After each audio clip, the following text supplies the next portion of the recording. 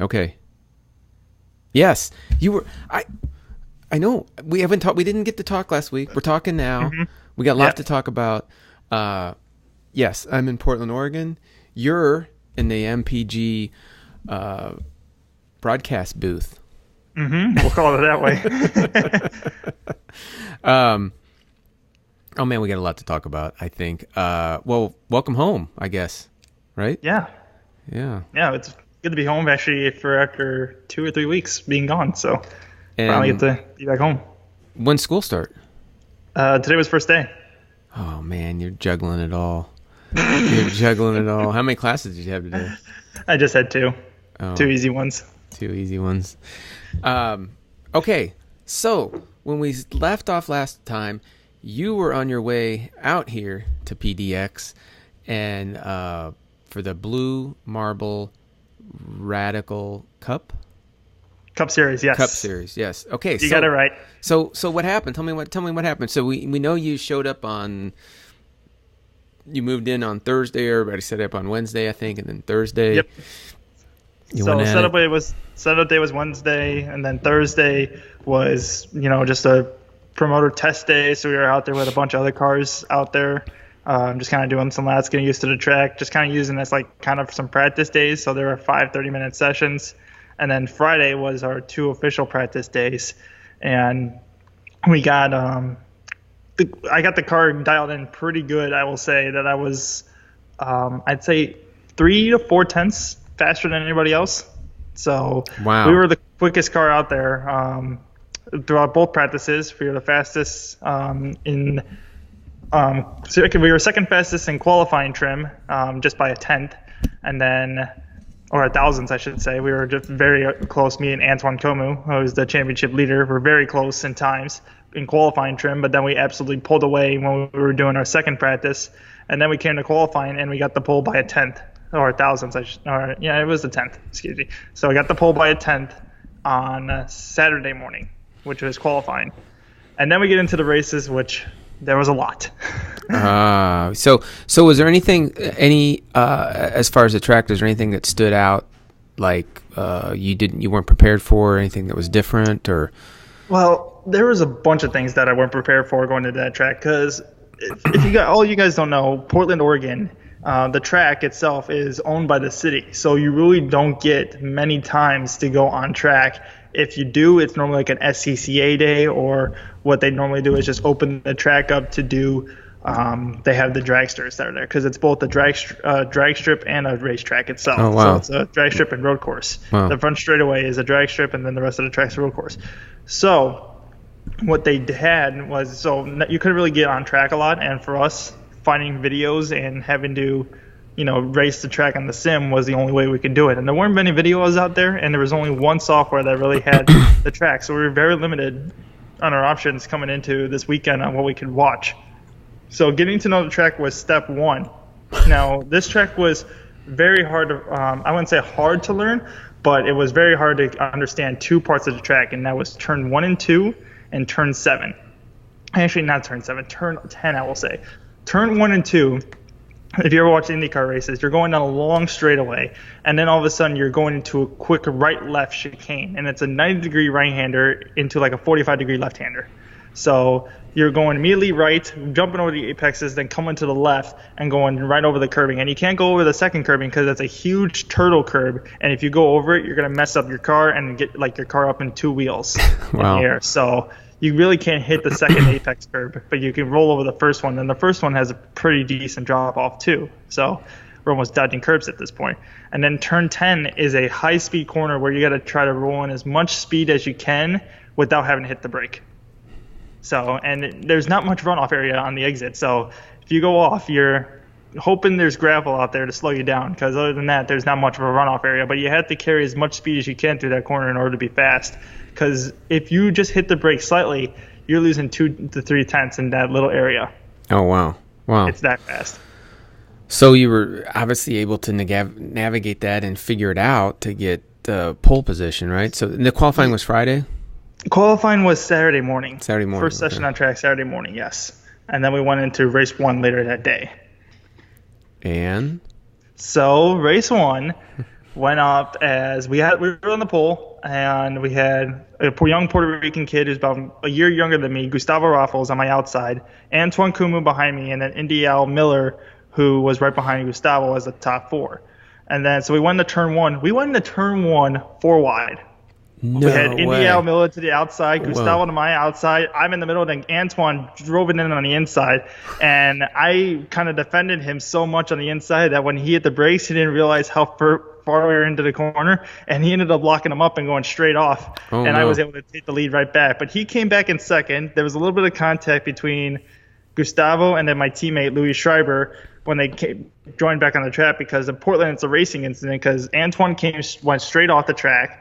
India was on his inside, so when they all turned back, Gustavo was there, so they were all paralleled going to so the corner's like this. The corner ends like this, and they were all like this, and then Louis coming in like this. So, Oh. that's what happens. You hit an upright, and next thing you know, you bang wheels, and both Louis and Gustavo had major damage, so they were out of the race. Oh no. And then Antoine came back. He came back in third, was able to pass Greg Gorski, who was in second, able to pass him on the outside. And then when we got to turn 7, he drove it in really deep because I was defending off of him. He was able to get to my outside, and then he kind of pinched me down into the corner to where we were side by side. And then he got a better drive off than I did, and I had very loose traction, so I was trying to get back into the power to stay side by side with him. And then next thing you know, my rear end got loose, and I ended up slamming right into the side of him. So we just banged doors basically and just went straight on. This is the first lap? And this is all lap one. Oh, jeez. This is all lap one. And then so me and Antoine just went on, and then they brought out this full course yellow for Gustavo, and Gustavo being nose first into the inside wall after turn 2. And then Louis was able to manage the car back to the pit road, but he retired from the race. So there's 2 cars right there out of the race, and they were both close to me relatively in points position-wise. So this was looking good for me so far. So then when we got back green, I noticed Antoine was running a lot less wing than I was. So was Indial Miller behind me. So what Antoine was running a low downforce setup, which means he's getting more corners. He's getting more straight line speed, less corner speed. Whereas I'm running a more downforce setup, so I'm not getting as much straight line speed as Antoine is, but I'm killing him in all the corners. So it's kind of like a conveyor belt accordion effect. Where like he pulls away, I close back up. He pulls away, I close back up. And that was like that the entire race. Whereas he would pull away down we get to the straightaways, but as soon as I get into the corners, I'd slowly get right back up to him, and I would be right next to him to where we were coming out of some of the slow speed corners, turn 7, which is a very sharp, slow speed right-hander. And he was taking it all wrong because he was going very shallow, very defensive, while I was going wide. So I would cross him over, be side by side coming out of the corners, but his straight line speed would help him prevail down the long straightaways. So we were like that the entire race, back and forth, back and forth. Indial Miller had a little bit less downforce than I did, so he was a little bit faster down the straightaways, kind of like what Antoine was doing. Mm-hmm. So every time we went to turn 1, he would be right behind me. He'd try to throw it down on the inside, ended up locking up 2 or 3 times, forced me to go wide a couple of times, and then one time he just threw it in there and just went straight forward, kind of like what Antoine did at the beginning of the race, and just went straight past me while I just crossed him over going into 1.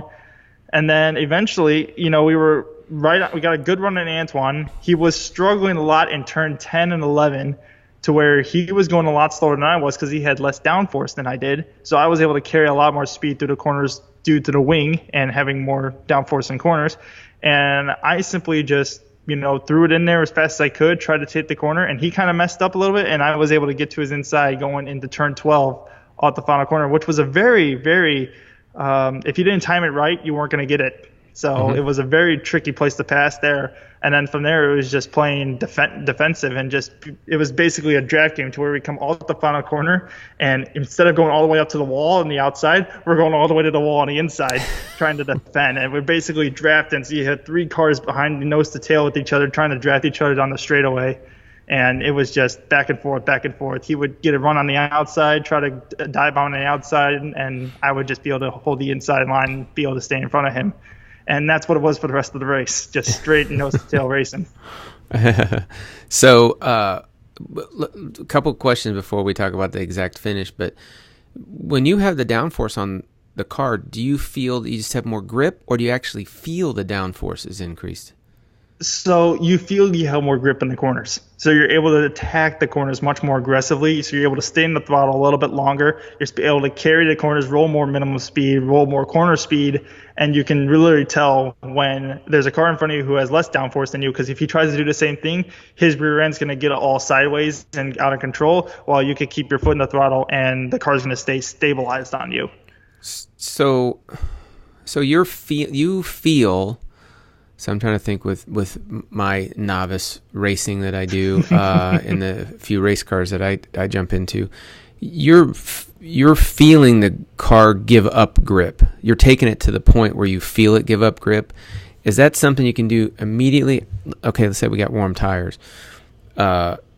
Can you feel that? Does it take a couple turns for you to feel how much grip the car has? Or is it something that takes a couple laps, or it takes experimentation? Or how do you, as this, very, very, very experienced and quality race car driver, how do you feel that? Or how do you look at that?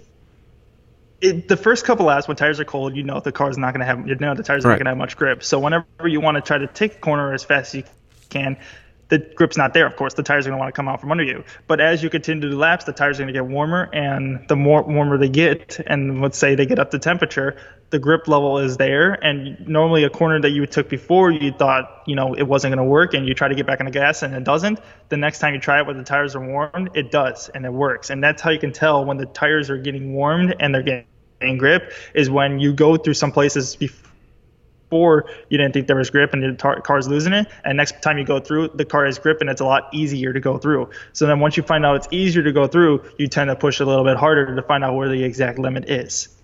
And you're taking that limit to when you're literally breaking free, maybe from the rear end or something that comes loose.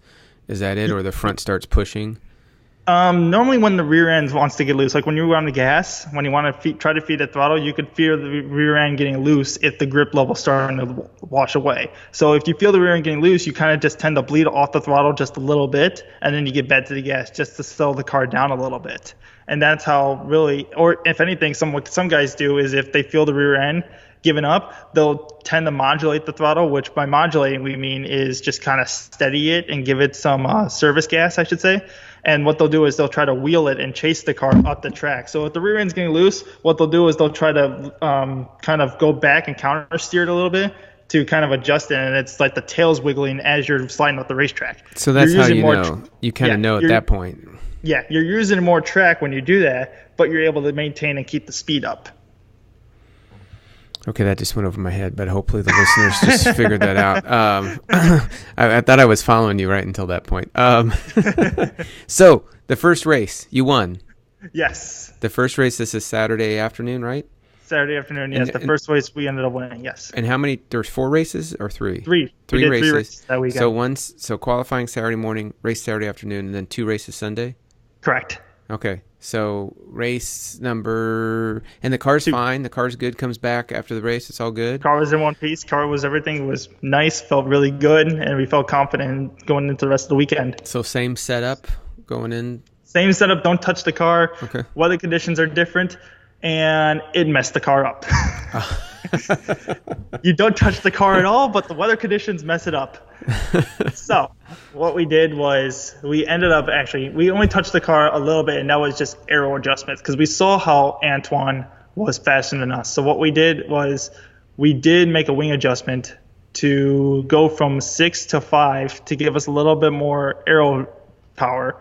And the only thing we did change one other thing, and that was a gear ratio change. The only reason why we changed the gear ratio is because when we were racing at 6 wing, we were topping out in RPM wise. And if we feel like we want to pass someone down the straightaway, we need to go to a little bit higher gear so we have a little bit more power. So that was the only thing we changed, that and the wing. And this is changed after practice or before we even get out in practice? Before race 2. Okay. Before race 2. So we changed that. And the car felt fine. We did no mechanical adjustments, no nothing to fix the car or anything like that. And the car was it was not happy in the morning. It just was lacking grip. It did not feel like it did the first race before, only because, we were fighting massive oversteer, which to you guys is the rear ends wanting to come around, and especially the high speed corners. So I wasn't able to be aggressive on the throttle as I wanted to be. And I didn't really get it off the corners as good as I'd like to be because the rear end's like starting, the wheels are spinning and we're not getting the grip that we want to get out of the corners. So our straight line speed's hindering and our corner speed's hindering. So we can see where this is going as a race. And did you qualify?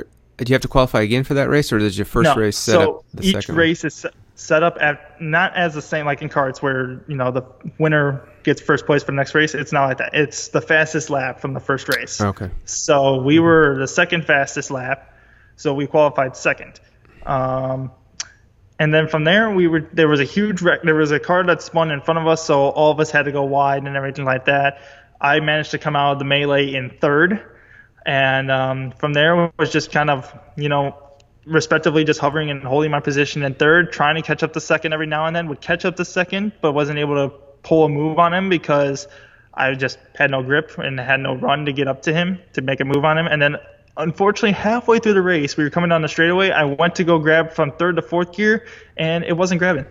It wasn't grabbing the gear. So I looked around, and from my experience, I've had this happen to me before. It was when the coil from the airbox to my paddle shifter on my steering wheel was tied around my steering wheel. It was wrapped around. It was basically having a kink, so no air was getting to the shifter to where it could shift. So I had to adjust it a little bit and moved it around. Next thing you know, it popped in the gear.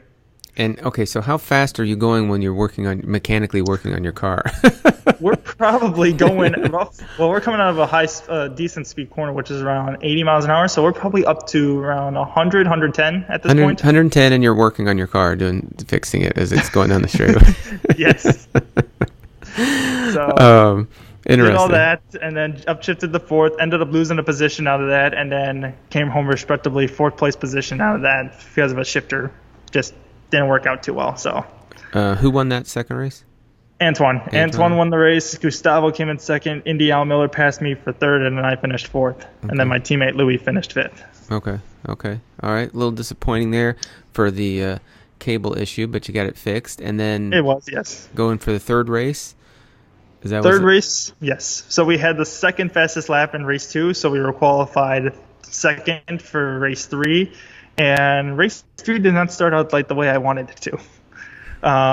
When all SR8s and us went barreling down to turn 1, one of the SR8s got out of shape, ended up slowing up the field halfway through the second turn of the chicane, and next thing you know, I got tapped in the rear end and spun around. So Gustavo Raffles got behind me, lifted my rear end up and spun me around, ended up facing the field as they're all passing me on my left-hand side. So then car died. I resetted the car, got it fired up within 5 seconds of me spinning, got back going. So I'm all the way back in dead last in the position. So then I had to start nailing laps down and just trying to fight my way back. Luckily in this race, though, we have a 90-second pit stop that we have to abide by for our rules in race 3. So we have a 90-second pit stop in this race. How long is this race? This race is still 40 minutes. Okay, 40 minutes. Still 40 minutes, but just with the pit stop. Okay. Just with the 90-second pit stop, yes. So we come back from last. Within like the first 5 laps, we ended up picking up Greg Gorski. He let me by because he knew I was faster. So I came right up after him. He pointed me by. I got past him.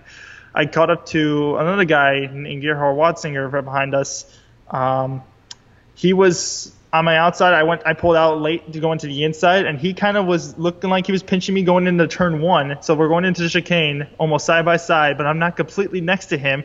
He leaves me enough room, but I can tell he was going to slide wide. So I went in from third gear to second gear, then I downshifted the first gear, and then just basically popped it to the inside and then just drove off with the wheel spinning from under me. And next thing you know, I'm in front of him. So wow. I just crossed him over, downshifting the first gear, and then just powered out of it. So I went up to fourth place after that. So we caught up to Indy Al Miller, I think, 3 to 4 laps after that. And I was just kind of stuck behind him. And this is when the pit window is now opening. So my team was radioing to me that if we weren't going to pass him in the next 2 laps, we're going to pit and see what happens. So wasn't able to get by him. Came down pit road, did our mandatory pit stop, waited 90 seconds, didn't really do any adjustments, just checked tire pressure and made sure all the grill and air openings were open from any rubber or grass that could have gotten in it. So did that, came out of pit road, and then Next thing you know, I come out, I look in my mirror, and Gustavo Raffles is behind me. Oh, yes. Okay. So the guy who ended up turning me ended up now being behind me. So I ended up jumping Indy Al Miller and Gustavo Raffles in the pits. So I jumped from fourth to second with my pit stop. Wow. So went up to them and then got second and then basically held off Gustavo, who was on my tail the entire rest of the race, and just drove a perfect race, and he finished behind me. So I ended up finishing second. Okay. All right. So seems like an awfully successful weekend. It was a successful weekend until we went through tech. Oh. And then we go through tech, and then we found out that one of the brackets in where it was supposed to be riveted to the crash box in my nose fell off during the middle of the race. So when they were checking ride height on my car, they found out that my splitter was too low because it was just hanging there. So I ended up getting disqualified because of my splitter being too low for ride height. So has that ever happened before to you? Is that not to me? No, I've never been like disqualified for a mechanical failure. Wow. That happened in the middle of a race. So what started me starting off in seventh, fighting my way back to second, then regulated me back to seventh for being disqualified. I guess that's racing, right? It is. I guess it is racing. I mean, it's a hard rule to kind of argue against. But for us, we were trying to argue against it because it was a mechanical failure that happened on track. It wasn't the team's doing, nor was it the driver's doing, of course. Right. So we were just trying to argue the fact that it was a mechanical failure, but we're not going to get much luck with that, with it being a national series and everything. Wow. Okay. Portland's in the books. And what's next? Next race for the national series is Sonoma, California, towards the end of September. But the next race for me is actually back at the home track Audubon Country Club, which we have two radical races, a doubleheader here coming up this weekend, I should say. Oh, this weekend. Okay. All right. Yes. Is that Saturday, Sunday? I think just Sunday. Just Sunday. Okay. Well, yeah. we'll be out there Sunday. My son wants to go to the Mustang show, so we'll be out there Saturday and Saturday afternoon and all day Sunday, I guess, looking at Mustangs. We'll see what we're going to do on the track. And Saturday, I think they have a 3.5-hour endurance race out here too, so that'll be interesting to watch. Yeah, that's cool. All right. Well, Jordan, thanks for your time today on the podcast, and can't wait to talk to you next week and see how this race went. Pleasure being here, John. Thank you. All right, let me